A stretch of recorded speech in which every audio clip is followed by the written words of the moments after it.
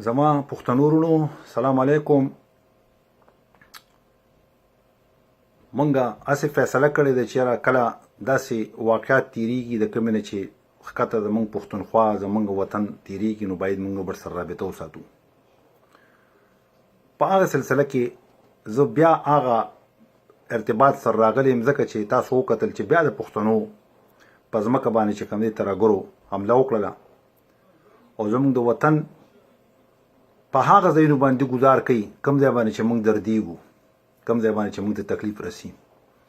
زموږ په دانشورو باندې، زموږ په درسګاو باندې، زموږ په ایجوکیشنل انسټیټیوشنز باندې او زموږ په ادارو باندې دي حملې کوي.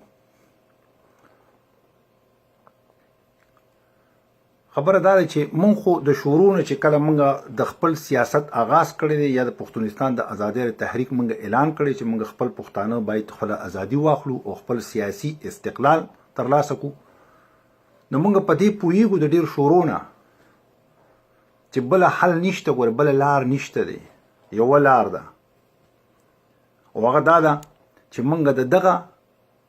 نفرت خورونکي ریاست نه ځان خلاص کړو. په دغه ریاست کې هیڅ کله امن او آشتی نشي پیدا کېدی. ګوره دا خبره باید هر سړی په اوس ځان سره چې کوم دی ذهن کې چې کوم دی دلته کې خوندي کړي. دا خو موږ د ټولو خلکو ته وایو، بار بار مو دا خبره کړې ده چې تاسو که سیاسي یې خو تاسو به اوسه پورې په دې پوه شوي وئ چې داسې نه ده، دا هېڅ امکان نه لري چې یو ریاست دی د مذهبي نفرت په بنیاد جوړ شي او غیر تعالی امن راوړي. ریاست د مذهبي نظریاتو انټګنسټک دی، د هغې نه په بل اړخ باندې ولاړ دی. پوه شئ، ریاست چې کوم دی هغه د مذهبي دغه نه بالا وي، هغه د انسانیت په پلرز باندې ولاړ وي، کې انساني اقدار وي، کې د هر یو انسان چې کوم دی د هرې مرغۍ او د هرې چرچڼې او د هر چرخ خیال ساتل کېږي، د هر سپي او د هر ځناور خیال ساتل. انسانان خو پرېږده، دغې ته ویلی شي انسانیت، دغې ته ویلی شي ریاست، دغې ته ویلی شي کلتور، دغې ته ویلی شي معیار. خو دلته څه کېږي په دې ریاست کې هغه د بنګال ذکر به زه نه کوم ځکه چې هغه موږ ډېر وکړو. بنګالیان خو نرانو، خپل ځان آزاد کړ، ډېر مړي م ورکړل، ډېر لوی قتل عام مو شو، خو د دغې جاخې نه یې ځان خلاص کړ،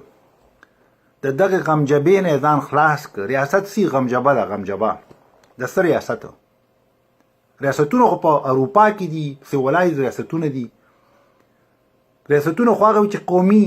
او تاریخي بیکګراوند ولري. ریاستونه خو دا وي چې هغه د تاریخ په اوږدو کې د خپل ځان ایکسپلینیشنز او ډیټیلز ورکړي. زمونږ دی خو راغونډۍ دلته کې دا مونږ چې کوم دی خو یې راغونډې که ریاست دغه دی، بس دغه ټنل کې ګوره دغه ریاست دی، بس دې نه بخوا دې خوا نه ګورې، نه ستا سندره وه، نه ستا موسیقي وه، نعتونه اوره او مطلب دا چې د ملا خبرې اوره، بس نور څه نشته تا سره. ستا نه پخوا تاریخ او نه د اوس تاریخ شته. دغه تاریخ ته کوم چې ته زه ښیم په هغې باندې عمل کې، نو دغه ریاست دی، دغه ریاست دی او په هغې کې چې کوم دی نو موږ ټول عمر چې کوم دی نو نه زموږ د وسایلو پته ولګېده چې دا کوم دی او څوک یې سنبالي او څوک یې خوري، نه زموږ د ژبې پته ولګېده چې زما هغه ژبه زما کلتور څه شو او دا به څنګه ترقي کوي، او نه راته دا پته لګي چې زموږ مستقبل څه دی او موږ کوم خوا روان یو. نو په دې وجه زه چې کوم دی نو موږ په دې کنوینس یو چې دا شیان به هله آیډنټیفای کېږي او دا شیان به هله موږ مارک کوو ځان ته او هله به چې کوم دی په بورډ لیکو ځان ته او نقش کوو به چې موږ کوم خوا کله چې موږ ازادي واخلو. په دغه ریاست کې زموږ ټولې لارې خطا کړي دي. موږ یو انجام ته نشو رسېدی. ګوره دا خبر ذهن کې کېدی ژبه دې پښتو دې ته اردو به وی، ته به ورته زه مسلمان یم، دی وایي نه هغه مسلمان نه، مسلمان به ته هغه کوم چې ته زه ښیم. دی به ورته وایي ته به ورته زه وطن پرست یم، دی به وایي ته غدار یې. نو د ده انټرپریټیشنز ټول چې کوم دی نو هغه په داسې شکل دی چې هغه زما د نیچرل زما د ژوند سره په همیشه په تضاد کې روان دي او هغه داسې نه دی چې لیکن دا صرف د دغې معنو پورې د دغې خبرو پورې په هغه چې کوم دی په عمل کې په تضاد کې ما او تا روزانه بلډوز کوي وجنیم ښکیلکی علعلی یم وینې راله بیایي روزانه دغه لوبه روانه ده داسې یو ورځ رانله په تېرو 40 کالو کې چې پښتون خاندلی وي پښتون په کور کې جاړي پښتون په کور کې لمبه که د پښتون تپه تپه یې د خپو لاندې کړه او د پښتون په ټولو وسایلو باندې کنټرول ترلاسه کړی دی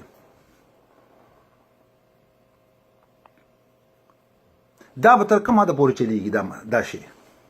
د دې به څه انجام وي څه حدود به وي که نه دې خو وایي چې زه دلته ستا کور ته امن نه راغلم خو زه تا ته دا ګارنټي در کوم و پښتونه و د پښتنو مشرانو و د خان غفار خان خان عبدالغفار خان وصیه و د خان شهید زویه محمود خان صاحب دا چې کوم دی اوس یو انجام ته به رسېدل پکاري خپل حدود وټاکئ ګورئ لیمیټیشنز ورکئ ګورئ افغانانو ته هم دا وایم چې تاسو به ټول عمر هم په دغه شکل کې ناست یې تاسو پالیسۍ به د خارج او په داخل کې هم چې کوم دی یو شکل اخلي که نه به اخلي تاسو به ټول عمر شپ شپ کوئ او د شپتالو اواز به نشئ کولی د دې خبرې نه به کله تاسو روزئ د دې دورې نه به دې ټنل نه به کله روزئ نن خو هغه دور نه دی ګورئ 20مه صدي ده موږ خو هسې مروکه نه لګیو د خپل ازادۍ او د خپل استقلال خبره هم نه ده کړې وجلې کیږو هسې مو وژني نو چې داسې ده نو ولې چې کوم دی نو بیا موږ د خپل استقلال او د ازادۍ خبره ولې ونه کړو ولې جرګه نو شو کینو ولې یو بل سره د روولۍ په حساب سره راغونډ نه شو چې دا طوفان چې روان شوی دی او 40 کاله وشو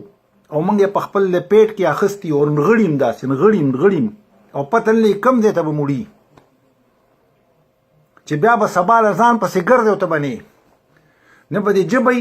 نه به د وسایلي نه به د کلتوري نه به د ټریډیشنز نه به د سرحداتي او نه به د چې کوم دی نو نه یار به نه به د دوست وي هر څه به د لاسه چې کوم دی اخیستي او داسې به ناستې بیا تړلی لاس دا 20مه صدي ده ګوره په دې باندې لوګون ته خو انډرسټینډ کېده بغیر سیکریفایسز نه خو ښکاره خبره چې تاله څوک ازادي نشي درکول نه درکوي ده دا خو ښکاره خبره ده خو دا دی چې اوس خو موږ کم از کم دومره خو موږ میچور شو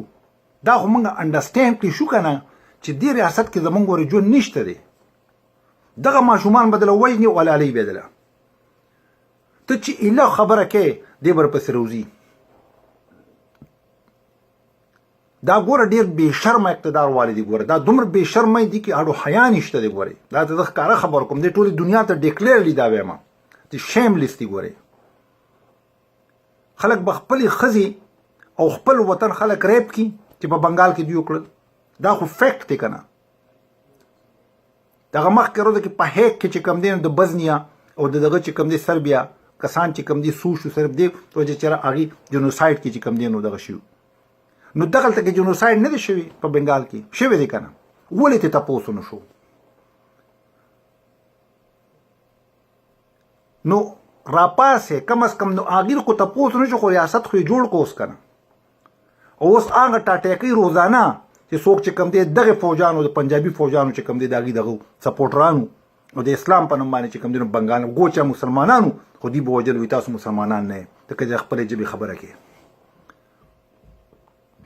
مونږ ورته چې مسلمانان یو وي ته هغه شان مسلمان نه وي وایي چې څنګه مسلمان زه غواړم هغه شان به ته جوړېږي لہذا داسې ده چې دا خو ګوره اوس مطلب دا دی چې هغه وخت تیر شو هغه خبره ختمه شو اوس هغه ټولې باریکۍ زموږ د دې په منځ کې ختم شو ټول اعتمادونه ختم شو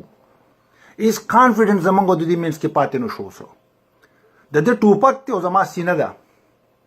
د ده چاړه ده او زما سټ دی د ده خېټه ده او زما وسایل دي دا داسې یو لوبه روانه ده لہذا اوس باید چې راغونډ شو زما صرف دا تقریر او دا خبره دې دپاره ده چې و پښتنو مشرانو و پښتنو کشرانو راځئ چې راغونډ شو او زمونږ په خبره کې ډېر لوی وزن دی زمونږ سره خبره په د افغانستان کې یو ریاست هم شته که چې موږ هغه ته هم ووایو چې موږ سره کښېنه راځئ چې موږ یو ځای او جرګه وکړو او د دې مسلې حل روباسو او ځان ته لاره جوړه کړو د دې خپل ازادۍ اعلان وکړو ځکه چې دغه ریاست نور هیڅ هم موږ سره پریښي نه دي د دغه ریاست موږ ته ښه څه نه دي راغلي که څه راغلي تشه بدي راغلې تشه تبعي راوړله او وطن راله تباه او برباد کو وطن راله دوزخي کو په زرګونو پښتانه بهر ناستي په لکونو په مسافرت او په دغه کې ژوندونه تیری صرف د دې وجنه او د دې حالاتو د وجنه چې څومره ظلم او تشدد روان دي پښتون په کور باندې لهذا زه تاسو ته ټولو ته دا خواست کوم چې خدای ته وګورئ راځئ چې یو ځای شو کینو سازشونه پرېږدو یو بل خلاف بیانات پرېږدو او راغونډ شو او د خپل وطن آزاد کو د خپل وطن جوړ کو د مستقبل جوړ کو د خپل بچو مستقبل جوړ کو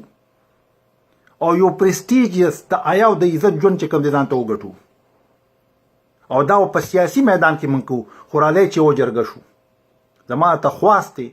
بیا ته دا خواست کوم په دې خبره باندې عمل وکړئ د خدای په امان